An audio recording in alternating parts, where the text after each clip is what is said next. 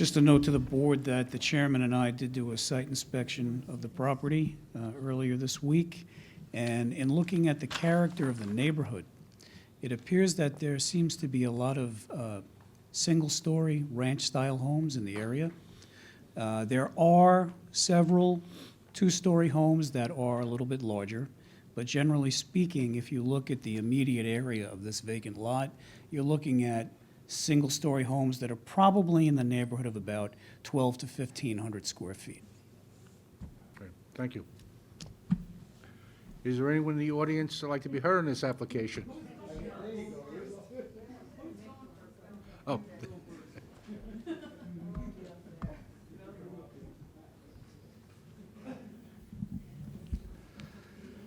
Good evening. Good evening. My name is Richard Salvio, S-A-L-V-I-O, and I reside at 91 Forest Avenue in Wisconsin.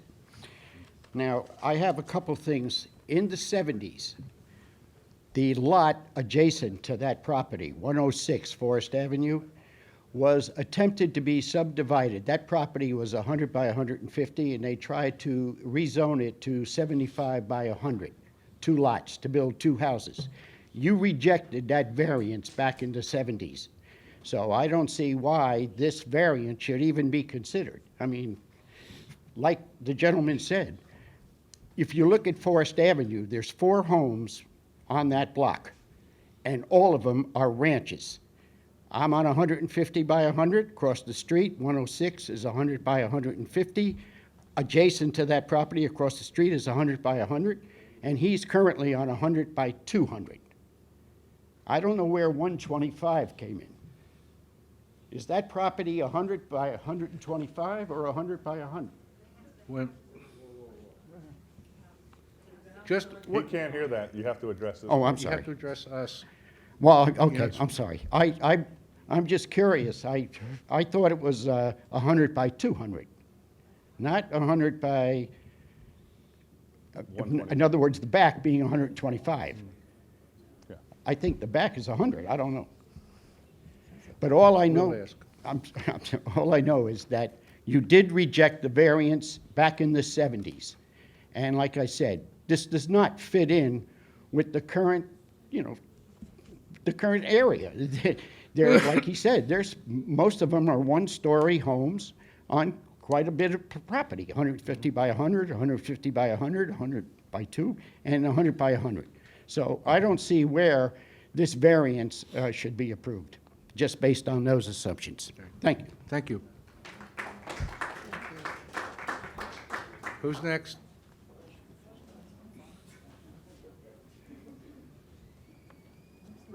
Yep. Good evening. Good evening, Michelle Cassesi, C.A. Could you use the microphone? C.A.C.E.C.I.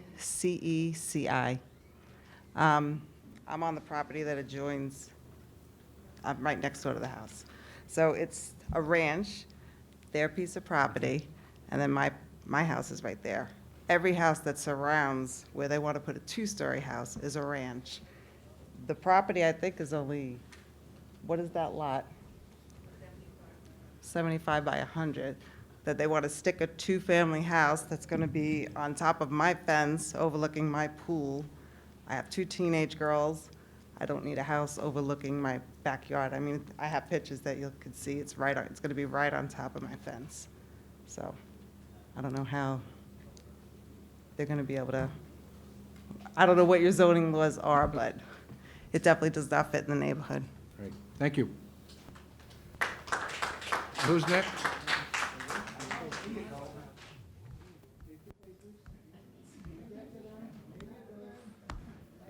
You got everything? Wait, Sure. Loretta Giglio, 43 St. James Parkway, spell your last name, please. Giglio. Thank you. Okay. My house is in the rear of the existing home that's there now.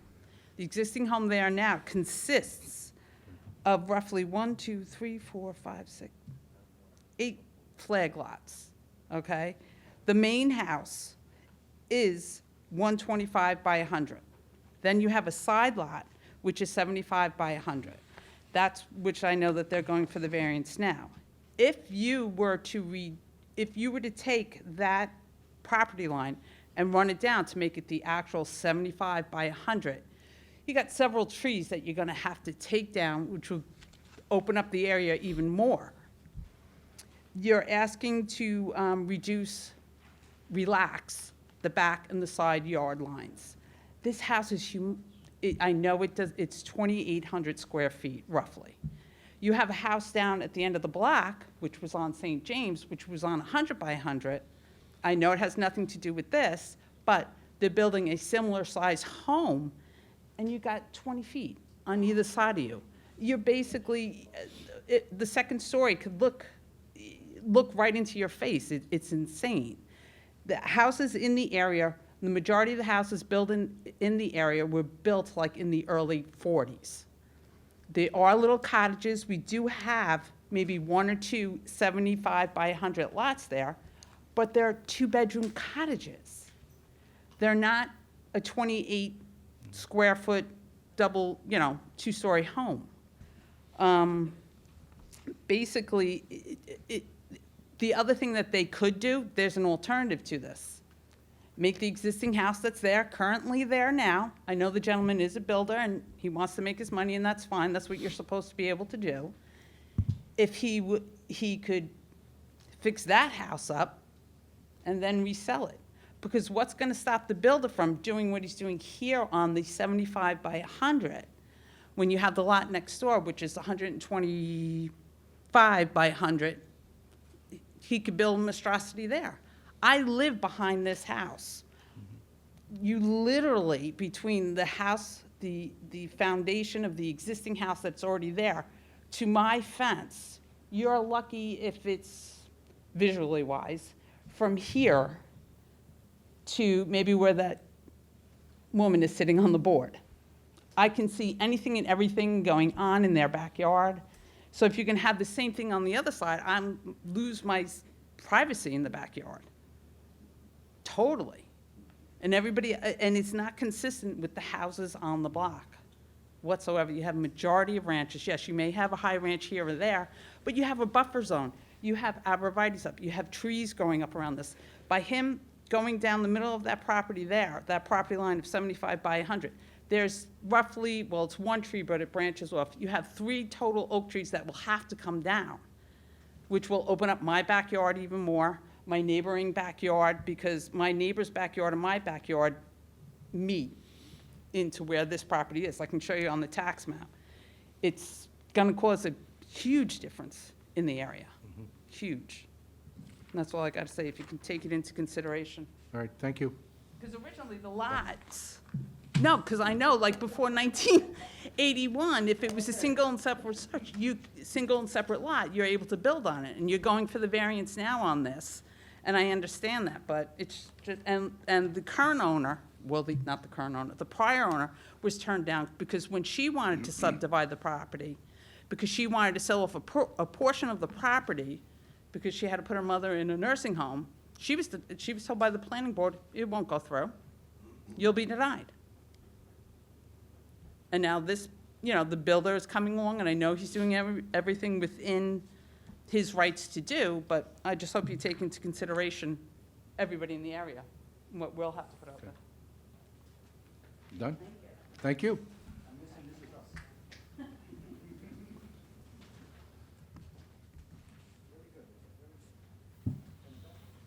Good evening.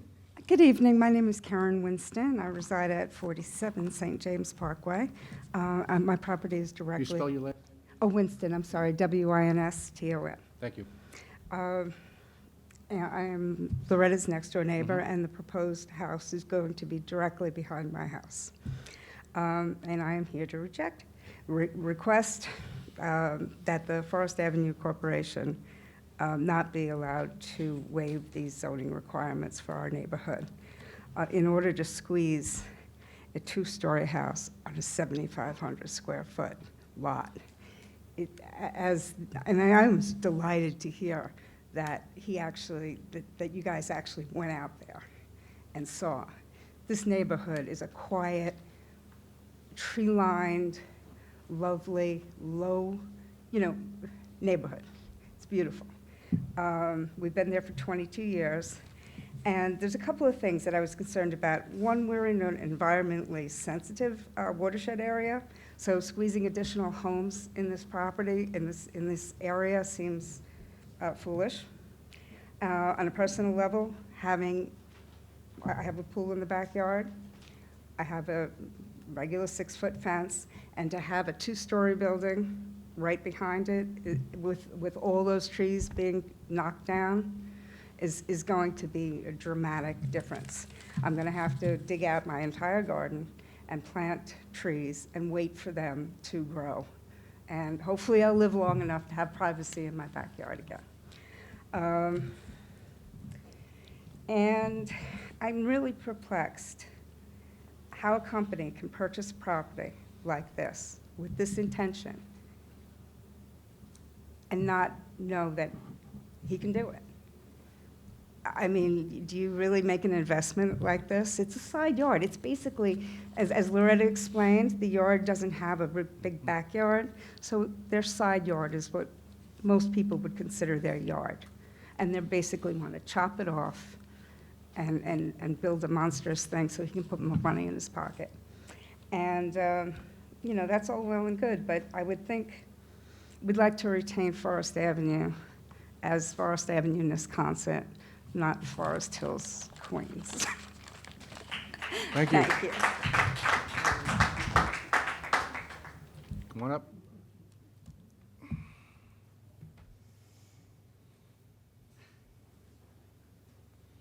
Good evening. My name is Thomas Gordon, Gordon. I live at 89 Forest Avenue, directly across from the lot. I concur with the rest of my neighbors how this lot right now, in the condition it is, does afford a good amount of privacy for every house around it. I was on the property the other day and kind of measuring it, and right now Michelle's pool is covered with trees. You cut all those down and somebody's going to be looking right into her pool. Not only that, my house, as you could see by the picture they showed, there was going to be 2 big windows on the front and a big bay window, I guess. And that's going to be looking right into my house. And that's not something I want. So, thank you. All right, thank you. Anyone else? Anyone else?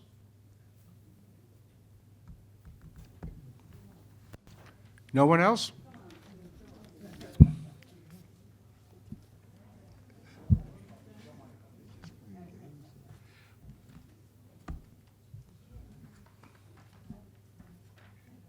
Is there anyone else? No? No? All right. Mr. Tramarko?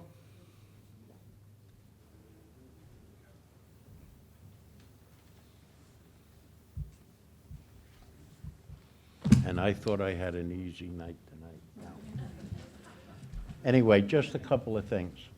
One is we're not reducing the side yards or asking for a reduction of side yards on the new construction. So whatever is required, I know it's required 12 and 16 side yards on the new construction, we will maintain the new construction side yards. The reason for the rear yard, and that only affects the other property that we own, is because of the odd configuration of the existing house. Now, we would rather not. We would rather fix up the old house and be able to sell it at a reasonable price to maybe new homeowners or retired people. However, we could knock down that house and we would have 2 100 by 100 foot lots which conform to town zoning, and we would get another health department permit, and we could build 2 two-story houses there. Or we could do what we asked this board to allow us to do, is to build 1 two-story house there. We do have an alternative. However, we felt that probably we would like to refurbish the old house and just build one new house, and that would be better for us and better for the community. On the other hand, we could knock them down. We could build two-story houses. We would have the right to build 3,000 square foot houses, but I don't think my client would do that. Maybe 2,500 square foot houses, but they would generally have to be 2 stories, because even though the town permits the 10,000 square foot and 30% floor area coverage, you can't do it with a ranch. It just doesn't make the side yards and the rear yards. So that's why we propose this. But one way or another, there's going to be 2 houses done there, whether we improve the old one and build a new one with this board's approval. And if the board feels it doesn't want to approve it, then our alternative is to build 2 new houses there. And we don't even have a choice. We'd have to make it 2-story. So that's something I think should be considered. Also, this board approved, I think it was on St. James Parkway, a 35% floor area ratio. They asked for 38 and you gave 35. And also, right down the block, about 300 feet or so, you approved a 2-story dwelling. Actually, it was a client of mine, builder, which you did. So it's not something that I think the board considers out of character for the area. So, Wait, please. that's it. All right, thank you. All right. Can I have a motion to close the application, please? So moved. Moving second, all in favor? Aye. Motion carried.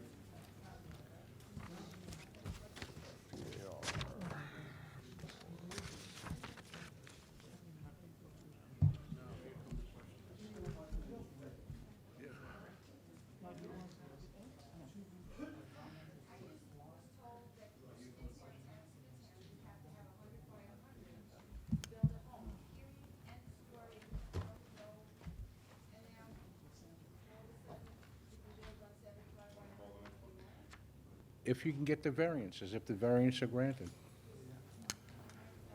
But,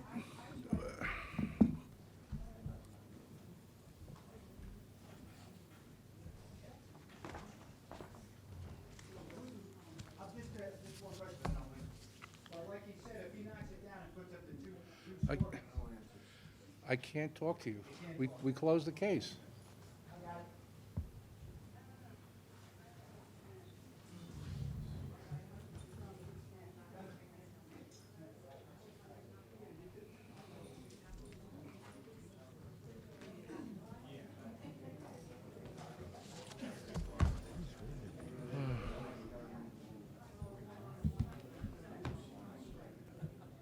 After, Excuse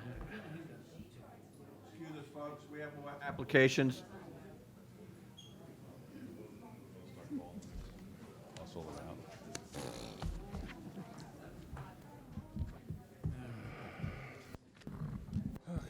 Next one.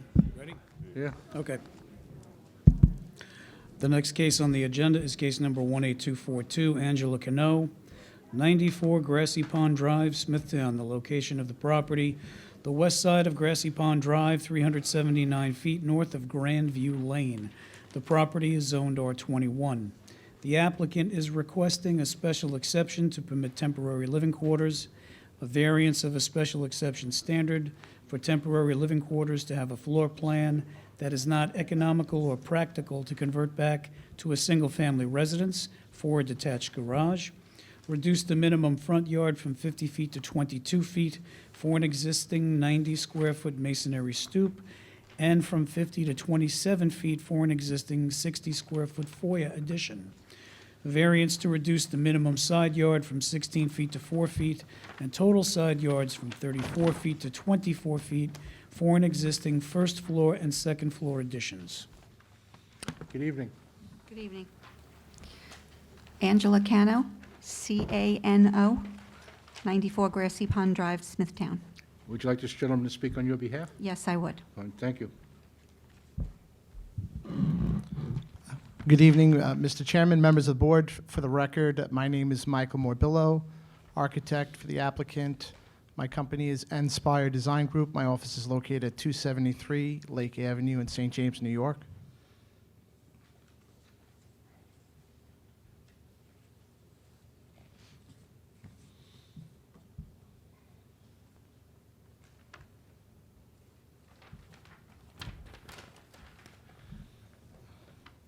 Before I start my presentation, just for the record, I'd like to state that I have received the Planning Advisory Report dated October 15th, 2019, to this board from the Planning Department, and we are in agreement with all of their recommendations that they've laid out relative to this application, and I'll run through some of those right now.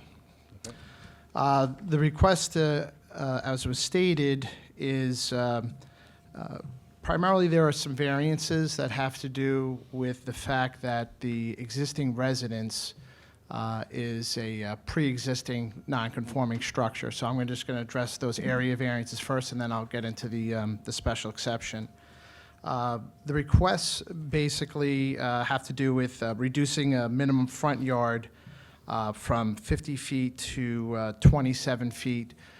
There is an existing structure, as some of the pictures indicate, that's already that's on the front of the house. There's an enclosed foyer. We are proposing an uncovered stoop that's in front of that area for steps to approach the front door. So we're maintaining an existing setback that's on the house presently. We are also looking to maintain an existing non-conforming side yard, which is a 4-foot side yard, and also the existing total side yards, which are presently 24 feet. This application originated basically due to the fact that my client presently has a Cape Cod-style home. They have 2 bedrooms that are located on the second floor, and they are proposing to add a shed dormer to the rear of the existing house.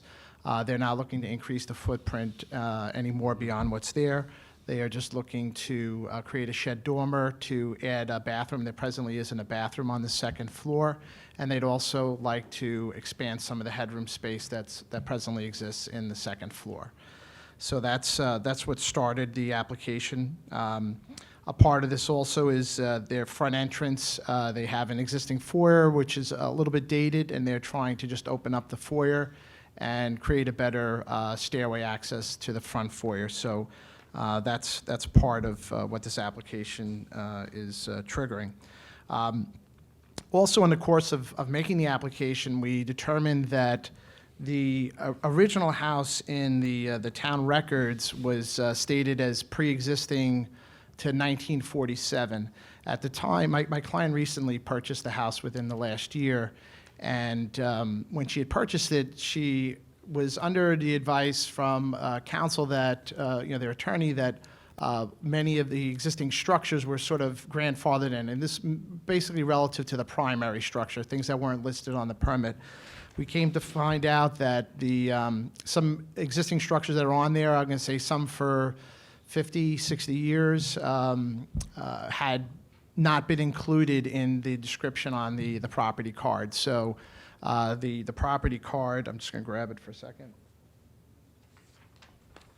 The property card had called off a 24 by 26 structure, and there are some rear additions that were added on. It appears the first one was added on maybe sometime in the late 40s, early 50s, and then another one in the late 60s, early 70s, and those were not recognized on the town record, sort of like the assessor's record.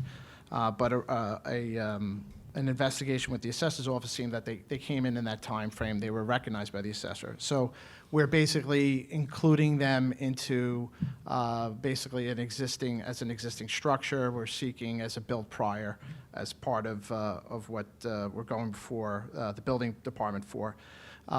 There also was legally, there was a detached garage, which was built 700 square feet, that was constructed in 1985.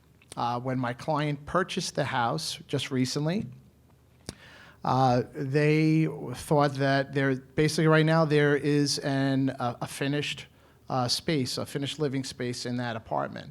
And my client had purchased the house with the intent of having a permanent residence for her daughter.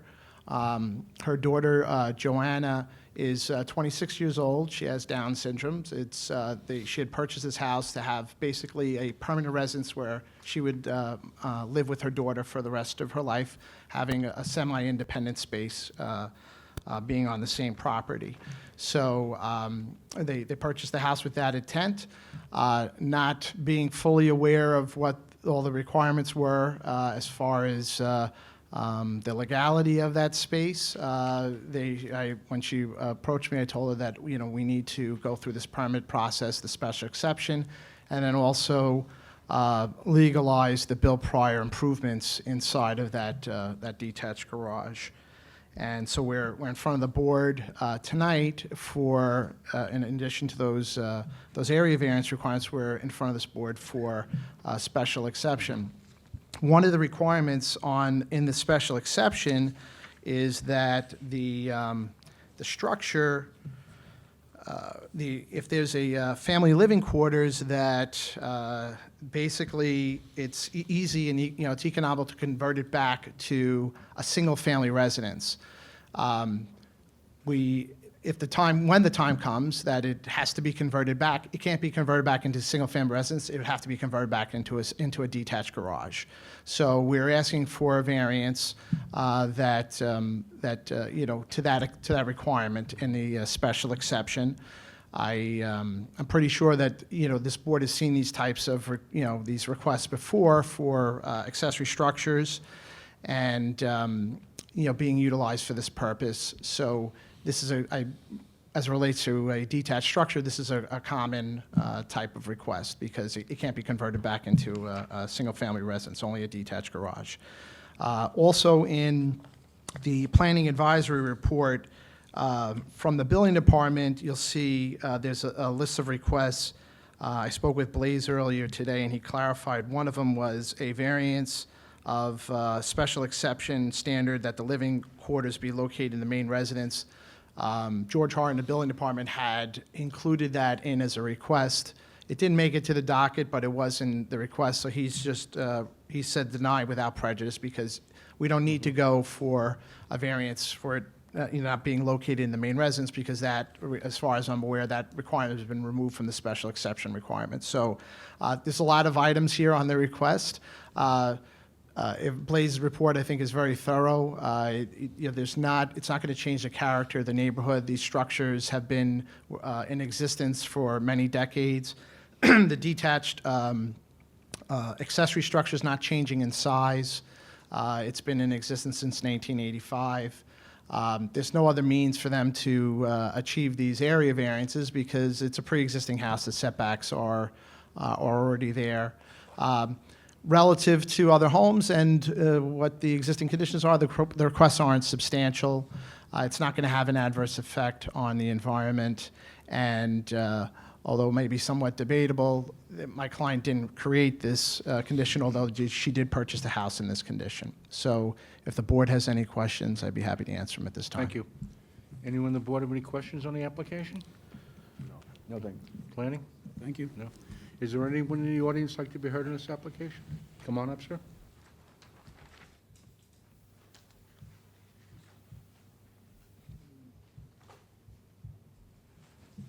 Good evening. Good evening. My name is James Marsala. I live at 101 Grassy Pond Drive, Smithtown. Could you spell your last name, sir? S-A-R-S-A-L-A, like the wine. Thank you. I just have some questions regarding, I'm not quite sure of the way this is written and everything. So the house is going to stand, it's going to stay the way it is, except they're going to get a dormer put on it, is the way I understood this. There's going to be a dormer put on, and then a front stoop is going to be put on. Now, it says about a temporary living quarters. I don't know what that means, so I'd like to find out what that's all about. And it says about for a detached garage, that's not going to be an additional structure. That's the existing? Yes. That's the existing structure, okay. All right, so that's just going to stay there. It's going to have a different status or whatever you're going to do with it. So now the stoop is going to come out closer to the street, from the way I understand it. What are you going to be, like 22 feet from the sidewalk? That's the, reduce Right. the minimum front yard from 50 feet to 22 feet. And that's going to be, that's going to be a foyer and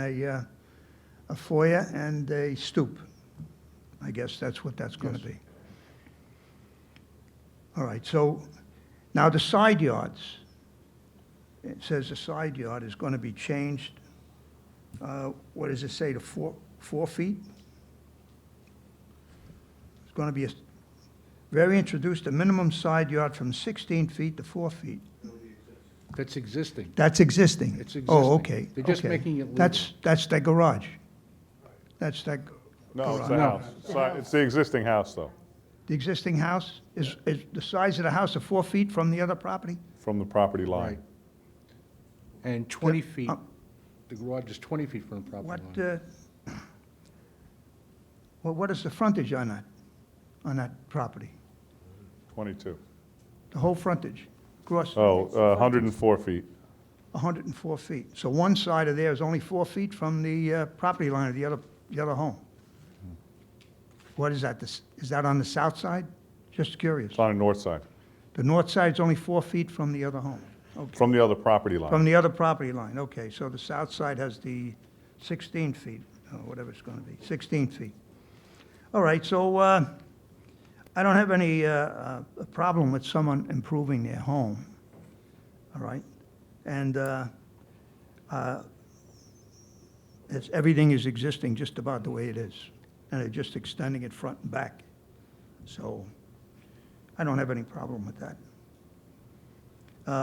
I guess it might change the character a little bit of the house because you're going to be extending it out towards the street, but that's not going to bother me.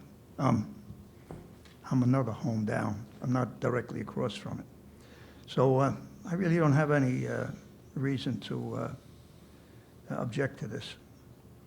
So I thank you, and I wish you luck there. All right. Thank you.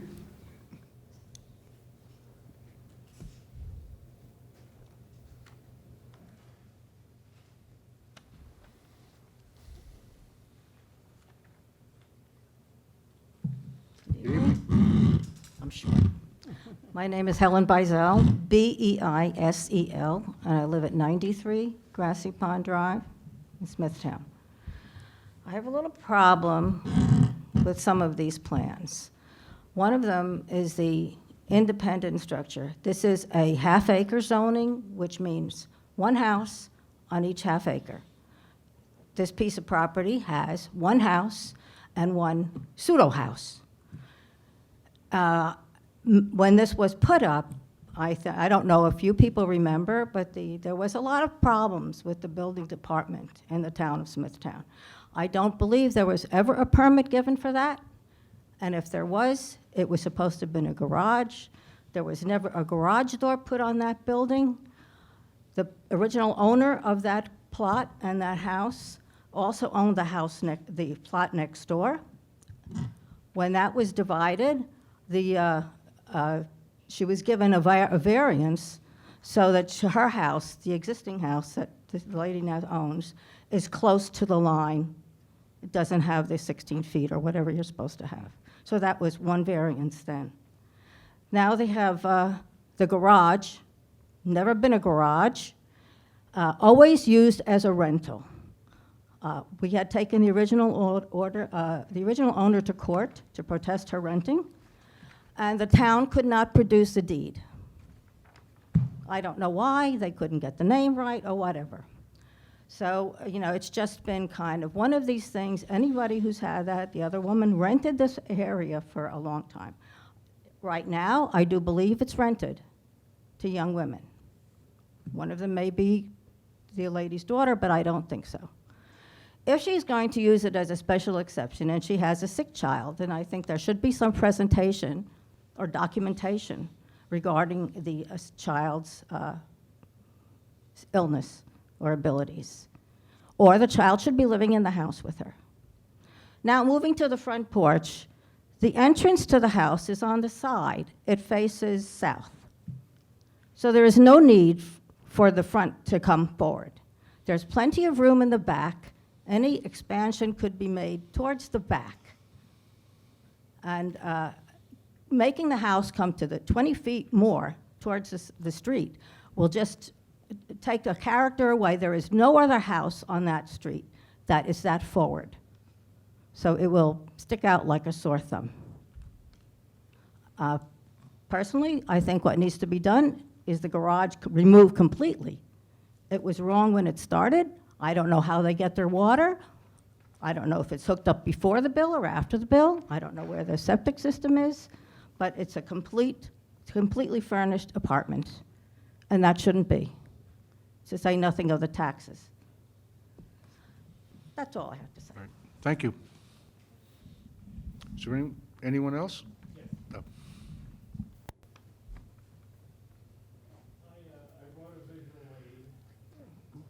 Excuse me, can you introduce yourself first so we get everything on the record, please?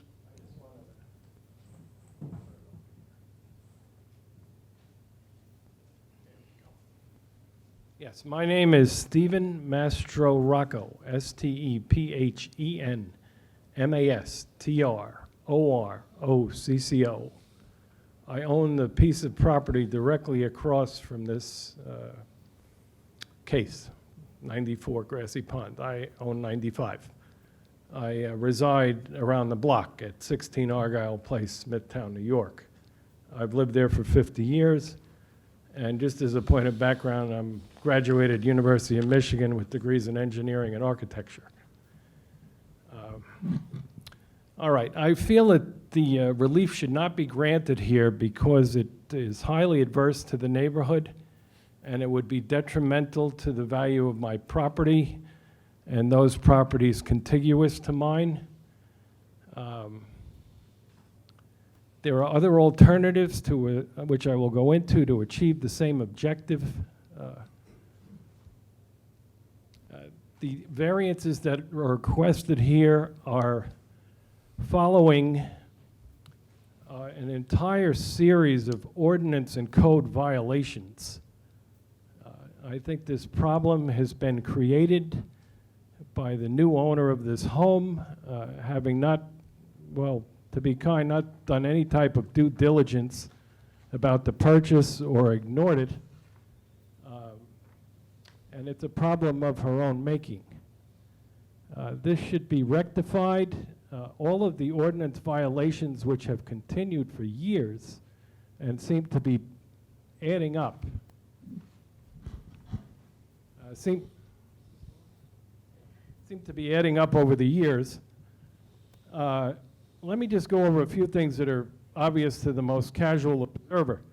This is the alleged garage, which is actually a secondary dwelling.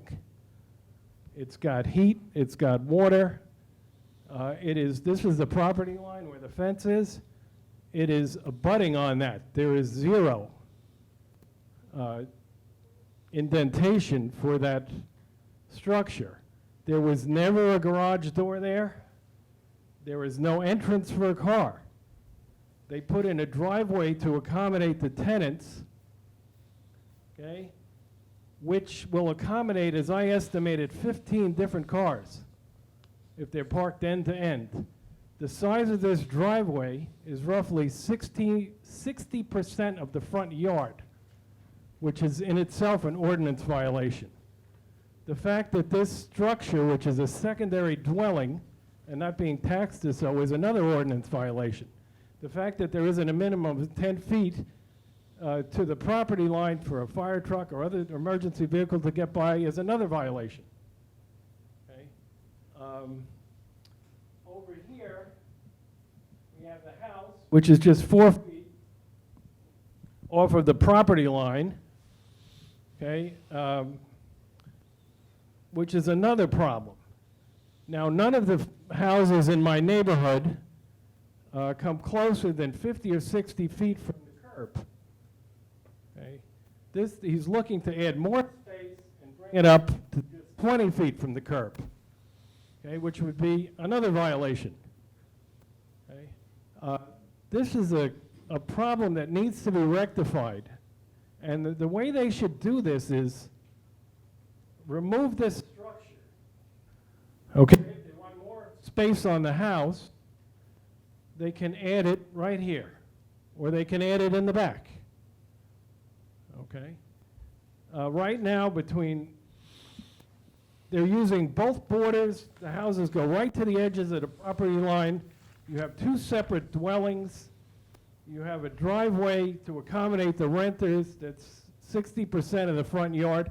If they expand this, that driveway will become 80% of the front yard.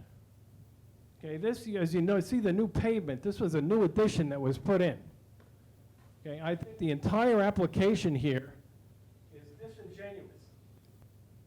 Okay, this is obviously not a garage. This temporary dwelling is an excuse. This is a secondary structure and a secondary dwelling that is doesn't have a CO, is not up to code, has not been inspected, and is being rented and inhabited by people at their own risk. Okay? We've got other problems over here as far as adding things on this structure that will continue to expand the 4-foot, only 4-foot space to the property line. When I looked at it, it looked like it abutted the property line. Okay? And this needs to all be addressed. If they continue to rent this illegal structure, put parking lots and expand the house, it will drastically reduce the value of my property, I estimate by 25%, and the entire street. And this has been a series of no COs, continual code violations, one on top of another, and by granting relief to these variances, you will just augment the illegality that is occurring here. Okay? I'll entertain a question if anyone has one. Oh, okay. I just wanted to correct one thing. I believe you're incorrect on the location of that garage. That fence is not on the property line. That fence is about 20 feet from the property line.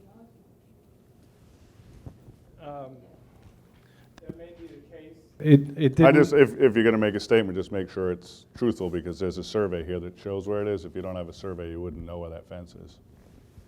Okay, that may be the case. I just wanted to point that out because I don't want... I wasn't granted permission to survey the property or access to a survey. No problem. Thank you. Anyone else?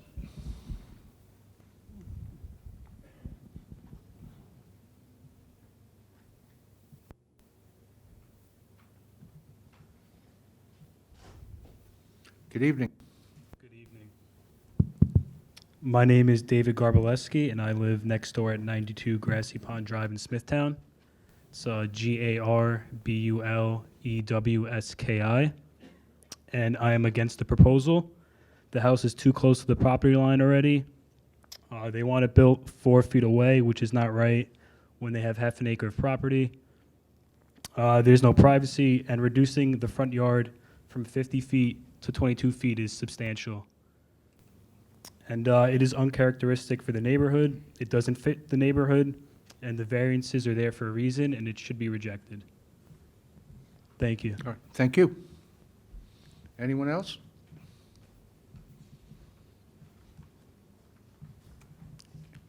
No one else? Michael?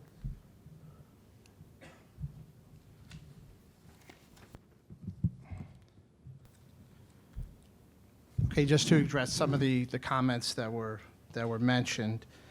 One, as I stated earlier, the garage itself, the structure itself has a certificate of compliance. The use, we mentioned that early on, was not a sanction or CO'd usage, so we made that statement earlier on in the presentation. We're not increasing any area of any driveway that's there. My estimation is that during the denial process in the building department, it was examined that we weren't, it existed prior to the creation of the front yard paving requirements. So that's my estimation on it. But there will be no increases in the paving area in the front yard. What is stated as far as due diligence and other things, my client did retain an attorney, and there is a mixed bag on this property. My client is here now to try and wrap everything up and try and bring it together. We've made a somewhat complicated application because we don't want to repeat what previous owners have utilized the property for. As I stated, my client has purchased the property for her daughter. There's nothing in the special exception requirements that say that you have to have proof that your child is ill in order to use the space, and she's not going to be providing that to the town. That's a private matter. Her daughter has Down syndrome, so that is not a requirement, so it won't be added into the record. Lastly, again, stated the obvious, just a restatement, just for the folks that came up and spoke. We're not getting any closer than anything existed. The front stoop is not going to be a covered front stoop. I think it was added in as a cautionary element because it's masonry. There's a platform there. The character of most houses is that you have a front door that's on the front of the house. Right now, there is a door that faces the side of the foyer. It's not too attractive. We've done something that's making that front entrance a bit more attractive. We're not coming out any further with the current walls on the front of the house, so that the 27 feet to the front wall of that foyer is not increasing or getting any closer. And if the board has any additional questions based upon the comments you heard from the audience, I'd be happy to answer them at this time. No, thanks. Okay, thank you very much. Mr. Chairman, just one question, if you don't mind, from Mr. Morbillo. Yeah. Just to touch on one comment that was brought up. Yes.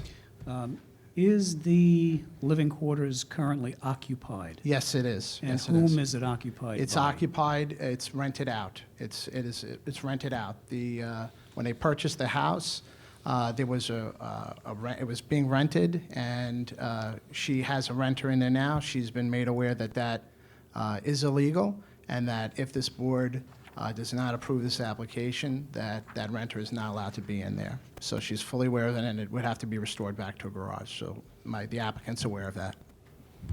Thank you. Okay. Can I have a motion to close the application? So moved. Second. And all in favor? Aye. Motion carried.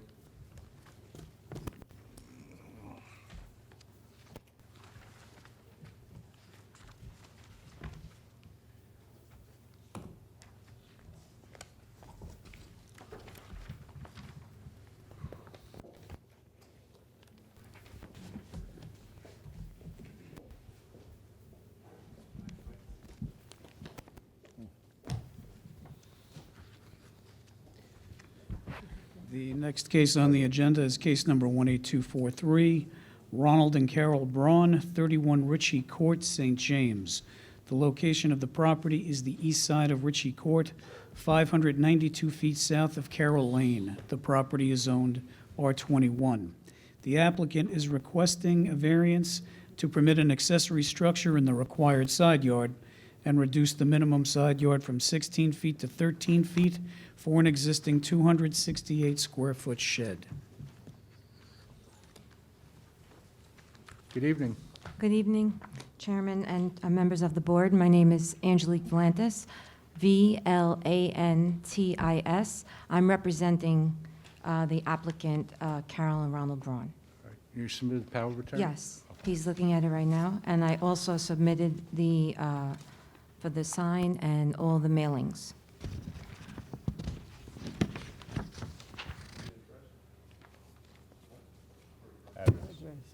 Well, I want to see if,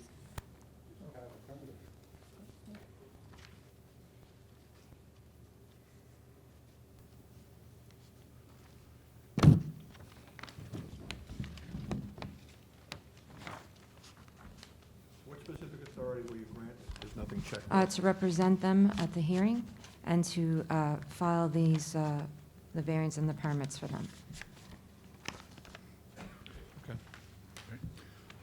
okay, your name and address, please? Oh, sure. Angelique Vlantis, Vlantis, 84 Westfield Road, Quorum, New York. Thank you. I'm representing the applicants who live at 31 Ritchie Court North in St. James. The shed in question is a solid structure that is built on a solid foundation and is located in the side yard. It is not a significant amount over the required variance regulation. In the interim of this hearing, they had also sold the home, so the benefits to the new homeowners, they'd like to keep it if it's, you know, if the board will grant it to them. There is no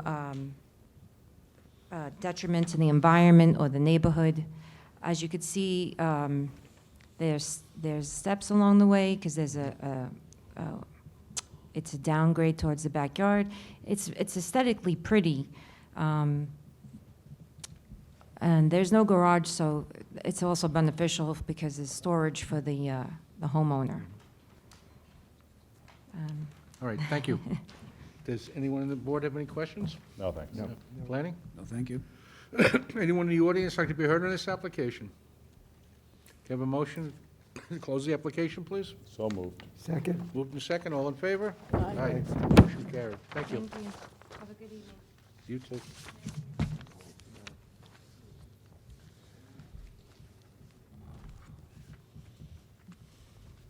can make it, ladies. You can do it.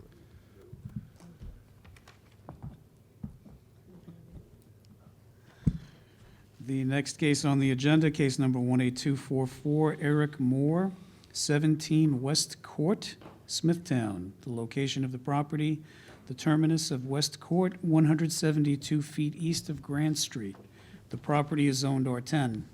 The applicant is requesting variances to reduce the minimum front yard from 40 feet to 36 feet for a proposed 83-square-foot porch. Reduce the minimum rear yard from 50 feet to 42 feet for a proposed 219-square-foot addition to an existing garage with proposed 424-square-foot second-floor addition above. Good evening. Good evening. John Teufel, Teufel, professional engineer, 707 Route 110, Farmingdale, 11735. I'm here tonight representing Eric Moore, owner of 17 West Court, Smithtown, who's seeking a front and rear yard variance to add a front porch, 135-square-foot living room addition, and the master bedroom over garage addition on the north side of the house. Yes. Are you representing the applicant? Yes. You don't have a power of attorney to do that. Is your client here tonight? Okay, thank you. Okay. Would you please come to the podium and state your name and address for the record, and then your representative can continue? That's what I thought.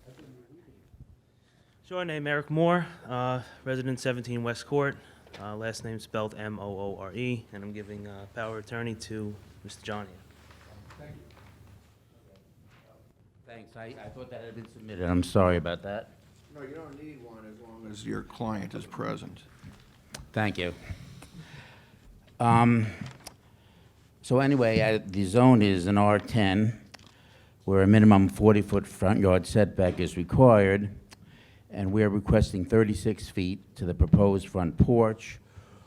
Also, we're requesting a rear yard setback of 42 feet, where 50 feet is required, and this is to the proposed master bedroom over garage, two-story addition. We'd like to note that the requested rear yard setback is 1 foot 3 inches greater than the existing rear yard setback. That is, the proposed addition does not extend past the rear of the house. Also, most of the front 135 square foot living room addition fills in an indented area of the existing front of the house. The Moores have owned the subject premises for about 5 years and are expecting an addition to the family, and so the living space is required. They request that these variances be granted, as they really do like the area and want very much to remain. Regarding the 5 considerations, we don't believe there'll be an undesirable change produced in the character of the neighborhood. The adjacent homes are 2 stories high with similar height and setbacks. Whether the benefit sought by the applicant can be achieved by another means, where the addition, the 1-story addition, is to expand the living room and add a small mudroom to the front, so that really would have to be, on the front.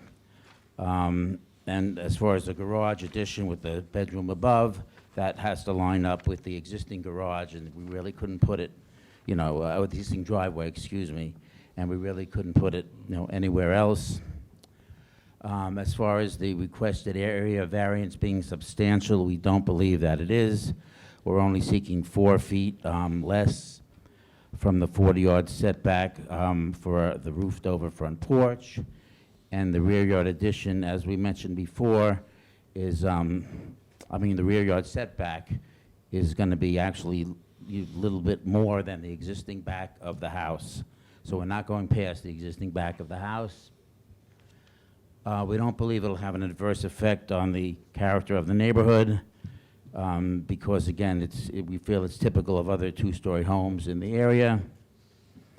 And finally, as far as being self-created, it is proposed, it hasn't been done yet, so we feel that, they're doing the right thing, applying for a permit. It's not existing construction. And that completes our case. All right, thank you. Anyone on the board have any questions on this application? No, thanks. Lanning? No, thank you.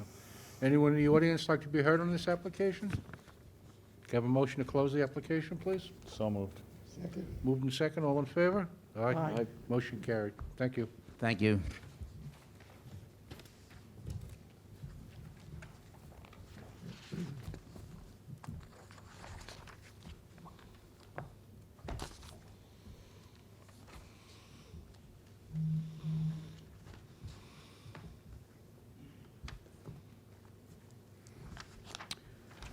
The next case on the agenda, case number 18246, Joseph Segazy, 115 North Country Road, Smithtown. The location of the property, the north side of North Country Road, 371 feet east of Judges Lane.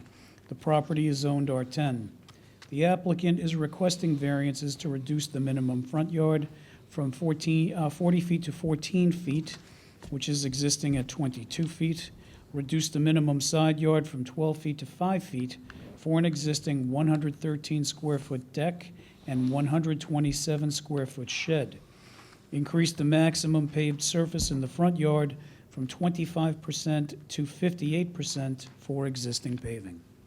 Good evening. Good evening. My name is Joseph Segazy, S-A-G-G-E-S-E. And I'll leave it to Mike to explain everything. Thank you. Fine. Thank you. Good evening again, Mr. Chairman, members of the board. For the record, Michael Morbillo, architect, Inspire Design Group. Office is at 273 Lake Avenue in St. James, New York. The application tonight is really something that kind of fell through the cracks years back. The history of this property is Mr. Sagase has had an accountant's office there for the last 20 years, and he had gotten a CEU for this some years ago, and at that time, though, they missed this front deck and this sort of attached shed on the building. So it's basically sort of fell through the cracks, and Mr. Sagase just wants to make sure that, you know, all structures on the property are in, you know, properly CO'd, should he ever decide to sell the property in the future. So we're basically, we went, filed the permit, and the structures were on the property was part of a subdivision. There's some houses that are adjacent to it historically, and these structures were shown on the subdivision map, so they're nothing new. Estimated age of the structures are anywhere between 40 to 70 years. The existing structure goes back, you know, historians have said it earlier part of the century, the main structure, and it certainly goes back prior to the establishment of zoning. So it's not going to have any impact on the environment or the character of the neighborhood. It's been there for many years. The requests they're pre-existing, so they're not substantial. My client didn't create the circumstances because they've just always been there. So if the board has any questions this time, I'd be happy to answer them. Thank you. Anyone on the board have any questions? No, thanks. No planning? No, thank you. Anyone in the audience like to be heard in this application? Can I have a motion to close the application, please? So moved. Second. Moved in second, all in favor? Aye. Thank you. Motion carried. Have a good evening. Thank you, you too.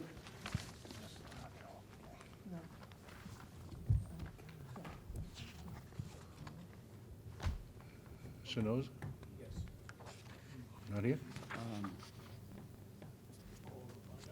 Yeah, I'll call the application. The next case on the agenda, case number 18109, Walter Sornoza, 38 Bayberry Drive, St. James. The location of the property, the east side of Bayberry Drive, 199 feet north of Clover Lane. The property is zoned R10. The applicant is requesting variances to reduce the minimum front yard from 40 feet to 33 feet for an existing patio, increase the maximum paving in the rear yard from 25% to 45%, which is existing, increase the maximum paving in the side yard from 25% to 70%, which is existing, reduce the distance to the rear lot line from 1 foot to 0 for existing paving. Is Mr. Sonoza here? Doesn't look like. How many times has this been adjourned, this particular case? A few. A few? At least three. At least three? We'll give Mr. Sonoza one more final. We'll make it January 14th. Okay. And you could advise him that the board will deny the application without prejudice if he fails to show up. Correct. Okay. All right? And that concludes our hearing for tonight.